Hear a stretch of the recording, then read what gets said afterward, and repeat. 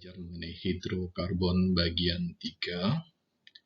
Kita akan belajar mengenai materi isomer dan reaksi-reaksi hidrokarbon. Kita akan membahas mengenai isomer. Apa itu isomer? Isomer itu adalah senyawa-senyawa yang berbeda, tetapi mempunyai rumus molekul yang sama. Ya. Nanti isomer akan dibagi menjadi dua bagian, yaitu isomer struktur dan isomer ruang. Isomer struktur kita akan belajar mengenai isomer kerangka, posisi, dan gugus fungsi. Nanti gugus fungsinya di kelas 12 ya. Terus di isomer ruang kita akan belajar mengenai isomer geometri dan isomer optik. Juga nanti akan lebih khusus dipelajari di kelas 12. Oke, yang pertama isomer kerangka ya. Isomer kerangka ini isomer yang disebabkan karena kerangka atau rantai induknya berbeda ya. Supaya lebih jelas akan saya tunjukkan contohnya ya. Misalnya kita lihat N-pentana ya, maaf pentana. N-pentana ini rumus molekulnya C5H12 ya. Kalau rantai induknya 5, karbonnya berarti ini disebut pentana. Coba perhatikan ke yang di bagian yang bawah. Jika ada rumus molekul yang sama tapi senyawa berbeda, misalnya contohnya ini 22-dimetilpropana. 22-dimetilpropana ini rantai induknya 3 ya. Tapi ada 2 cabang alkil, yaitu metil sama metil. Totalnya C-nya juga ada 5, H-nya juga 12.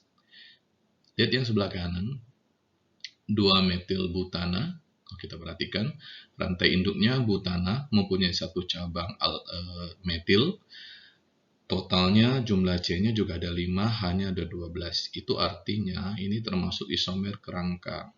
Rumus molekulnya sama, C5H12, tapi bisa senyawanya pentana, bisa senyawanya 2,2-dimetilpropana, atau bisa juga senyawanya 2-metilbutana. Inilah yang disebut isomer kerangka. Jadi isomer yang disebabkan karena rantai induknya berbeda. Satunya pentana, satunya propana, satunya butana. Oke ya.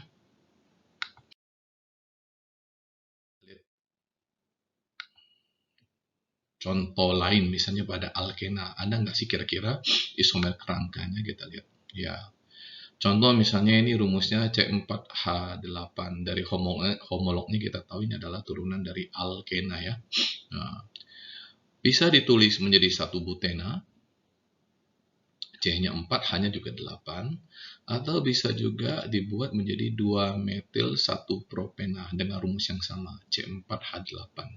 1 rantai induknya butena, 1 rantai induknya propena, tapi secara keseluruhan rumus senyawa ini sama ya. Ini yang disebut dengan isomer ya.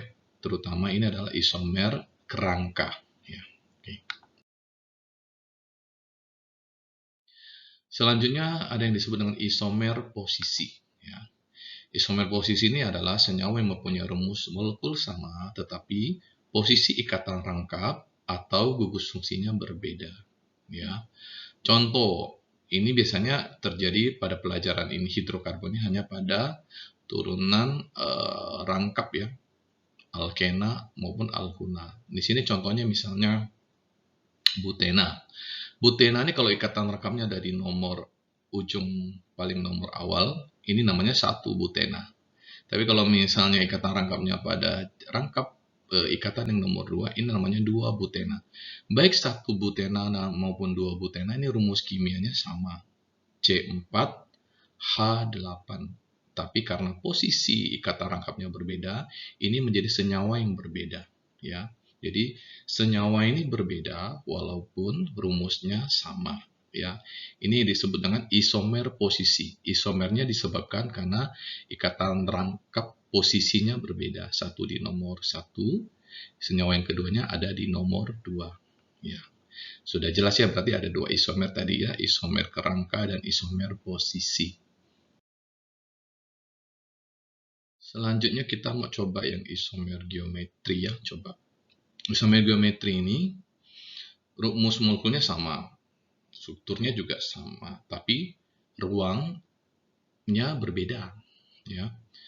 Ini tidak terjadi pada semua senyawa ya. Ini saya contohkan mengenai turunan dari alkena. Misalnya senyawa ini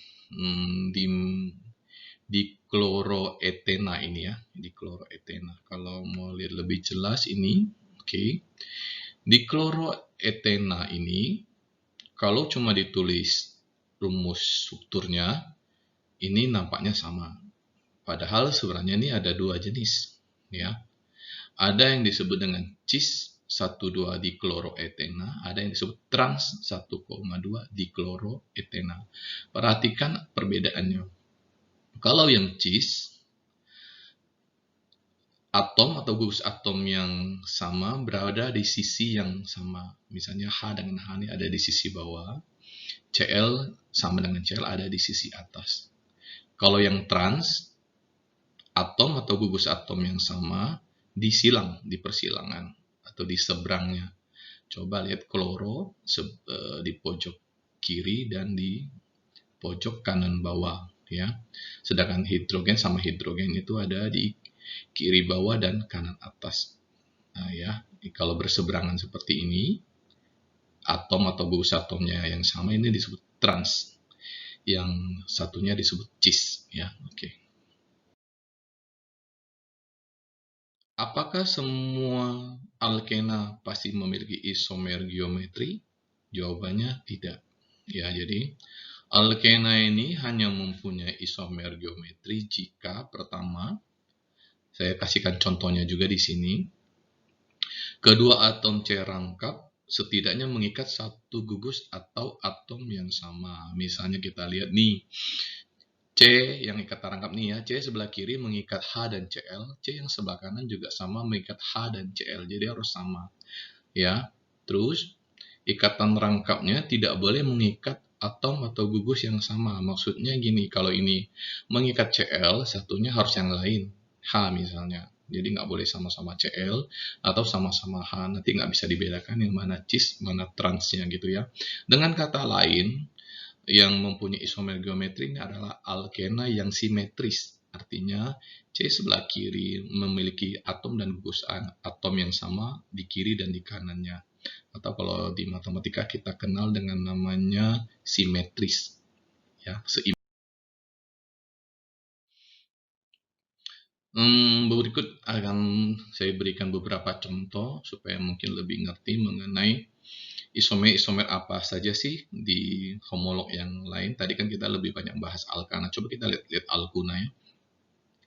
Alkuna ini minimal karena ini mempunyai ikatan rangkap, dia minimal memiliki dua jenis isomer ya. Yaitu yang pertama adalah isomer karena posisi, isomer karena kerangka.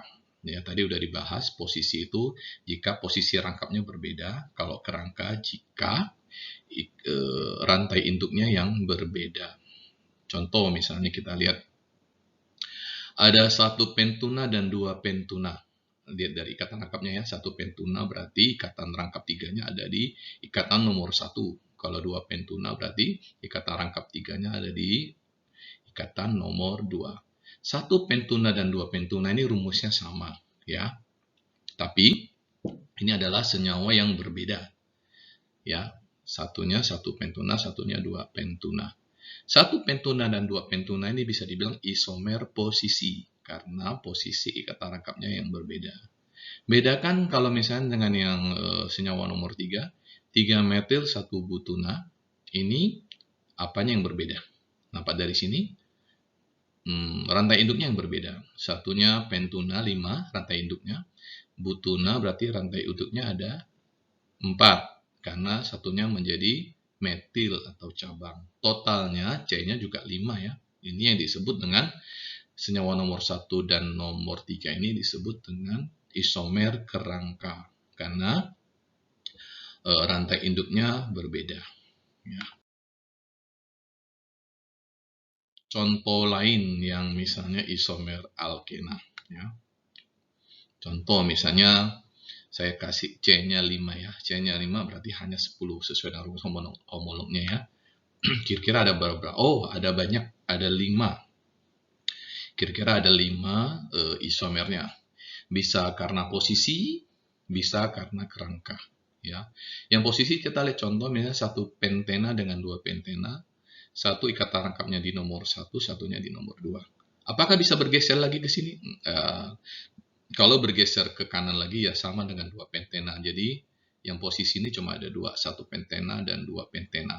Sisanya adalah yang rantainya 4. 2 metil 1 butena, 3 metil 1 butena, dan 2 metil 2 butena.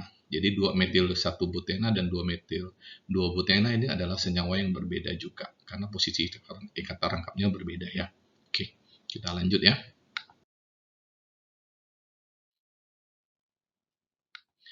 Dari tadi kita bahas, sebenarnya ada beberapa sifat hidrokarbon yang bisa kita simpulkan. Pertama, semakin banyak jumlah C, atau dengan kata lain molekulnya semakin besar, C-nya makin panjang, tentu molekulnya makin besar, MR-nya makin besar. Biasanya atau umumnya titik didih dan titik lelenya akan semakin tinggi ya. Nah, untuk isomer-isomer alkana yang jumlah C-nya sama banyak, semakin banyak cabang. Kalau semakin banyak cabang berarti kan rantai induknya semakin pendek. Semakin pendek rantai induknya, titik didihnya semakin rendah. Artinya kalau yang rantai induknya panjang dengan jumlah C yang sama, isomer, yang rantai induknya lebih panjang, umumnya titik didihnya lebih tinggi. Yang rantai induknya lebih pendek, titik didihnya lebih rendah. Umumnya hidrokarbon tidak larut dalam air, karena air ini termasuk polar. Karena hidrokarbon ini ada jenis non-polar, umumnya dia larut dalam pelarut non-polar. Sifat fisik yang tadi ini bisa kita contohkan, misalnya ini ya. Saya contohkan beberapa senyawa hidrokarbon, nanti data titik didih dan titik lelenya. Kalau kita perhatikan, misalnya butana. Butana ini C-nya ada 4, pentana C-nya ada 5. Dari sini sudah nampak tentu pentana MR-nya atau molekulnya lebih besar daripada butana. Sehingga kita lihat titik didihnya 36 derajat, sedangkan yang butana titik didihnya cuma min 0,5 derajat. Ya. Bagaimana kalau yang isomer, misalnya N-butana dengan isobutana, ini kan sebenarnya ini isomer nih. Satu butana, satunya propana, tapi ada satu cabang alkil, jumlah C-nya sama-sama 4. Kita lihat perbedaan titik didihnya. Yang rantainya 4, min 0,5, yang rantainya 3, induknya ya, min 10. Itu artinya kalau ini isomer dengan jumlah C yang sama, MR-nya sama, tapi rantai induknya berbeda, kita pilih yang rantai induknya lebih panjang, titik didihnya lebih tinggi. Ya. Selanjutnya kita masuk ke materi yang kedua. Ini namanya materi namanya reaksi-reaksi pada senyawa karbon. Ya, ada 4 reaksi umum atau pokok pada reaksi-reaksi senyawa karbon. Ada yang namanya reaksi adisi, ada yang namanya reaksi eliminasi, reaksi substitusi, dan terakhir namanya reaksi oksidasi. Kita akan bahas satu persatu ya. Pertama kita lihat reaksi adisi. Jadi reaksi adisi ini bisa dibilang ini adalah reaksi pembukaan atau pemutusan ikatan rangkap. Gampang sekali melihat contoh reaksi ini ya. Misalnya ini ada 2 contoh ya. Reaksi alkena dengan HCl, reaksi adisi pada alkuna ya. Coba kita lihat. Untuk yang reaksi alkena pada HCl, kalian perhatikan coba ini. Pertama-tama adalah 1 butena bereaksi dengan asam klorida. Nanti hasilnya menjadi 2 klorobutana atau nama lainnya butil klorida ya. Ini diperhatikan pertama-tama 1 butena ini mempunyai ikatan rangkap, setelah bereaksi dengan HCl, ikatan rangkapnya putus ya atau terbuka, sehingga nanti hasilnya ikatan jenuh semua, tidak ada lagi ikatan rangkap. Ini adalah contoh reaksi adisi. Perhatikan yang bawah juga sama. Tadinya etuna rangkap 3, setelah mendapat suplai atom hidrogen, ikatan rangkap 3-nya putus 1 sehingga menjadi rangkap 2. menjadi etena. Ini juga termasuk reaksi adisi. Jika dilanjutkan lagi ditambah dengan atom hidrogen, nanti ikatan rangkapnya putus lagi menjadi etana. Jadi ikatan hidrogennya masuk, ya, nanti dia menjadi etana. Ini disebut juga reaksi adisi. Ya. Ada aturan yang menjadi ciri khas di reaksi adisi, itu yang namanya aturan Markov-Nikov, ya. Aturan Markov-Nikov ini ada juga yang menyebut istilahnya yang kaya semakin kaya, yang miskin semakin miskin, ya. Ini kita lihat dari aturannya, ya. Jadi jika ada atom H dari asam halida, halida itu asam halogen, ya, dari golongan 7A, akan diikat oleh atom C yang ikatan rangkap mengikat hanya lebih banyak, atau atom C yang lebih dekat dengan ujung. Supaya lebih jelas, kita lihat contohnya misalnya ini, ya. Propena. Propena, lihat ikatan rangkapnya ada di nomor 1, ya. Bereaksi dengan asam klorida. Nanti saat ikatan rangkapnya putus, karena ini adalah reaksi adisi, nanti kan ikatan rangkapnya ini putus nih. Nah, saat ikatan rangkapnya putus, tentu nanti CH2 akan mendapat satu atom, CH juga akan dapat satu atom. Nah, biasanya H, ini kan ada HCl, nanti putus nih, ya, H sama Cl. H akan bergabung dengan CH2. Cl akan bergabung dengan CH. Tadi sesuai aturannya, H akan berikatan dengan C yang mempunyai H lebih banyak. CH2 tentu hanya lebih banyak daripada CH. Ya, jadi nanti hasil reaksinya adalah menjadi 2 kloropropana. Jadi Cl-nya masuk ke C yang nomor 2, sedangkan H-nya masuk ke C yang nomor 1. Bagaimana contoh yang lain tadi? Atom C yang lebih dekat ujung, ini contoh yang paling bawah, 2 pentena. Saat dia bereaksi dengan HCl, coba kita perhatikan, nanti pas saat ikatan rangkapnya putus nanti, H ini akan bergabung ke CH yang nomor 2, sedangkan Cl akan bergabung ke CH yang nomor 3. Kebetulan ini kan sama-sama CH, ya. Aturannya H akan berikatan dengan C yang paling lebih dekat dengan ujung, ya. Oke. Selanjutnya kita lihat kebalikan dari reaksi adisi, namanya reaksi eliminasi. Jika tadi adisi adalah pemutusan ikatan rangkap, reaksi eliminasi ini adalah reaksi pembentukan ikatan rangkap. Ya, saya contohkan ada 3, masih banyak sebenarnya. Contohnya ada 3 di sini. Reaksi dehidrohalogenasi, reaksi dehidrasi, dan reaksi dehidrogenasi. Coba kita lihat. Awalnya misalnya ini 2 bromopropana, setelah bereaksi dengan basa kuat NaOH, dia akan menjadi propena dan air dan garam, ya. Awalnya ini adalah reaksi ikatan tunggal semua, turunan haloalkana. Nanti setelah bereaksi dengan basa kuat dia akan menjadi propena. Jadi rangkap, tadinya tunggal menjadi rangkap. Ini yang disebut dengan reaksi eliminasi. Begitu juga dengan contoh-contoh yang lain tadi, sikloheksanol akan menjadi sikloheksena. Tadinya tunggal, di sini terbentuk ikatan rangkap, ya. Juga dengan yang lainnya, misalnya propana menjadi propena. Ini jenuh, ikatan tunggal semua. Nanti setelah bereaksi akan menjadi propena dengan melepas satu atom atau grup senyawa yang kecil biasanya, ya. Oke.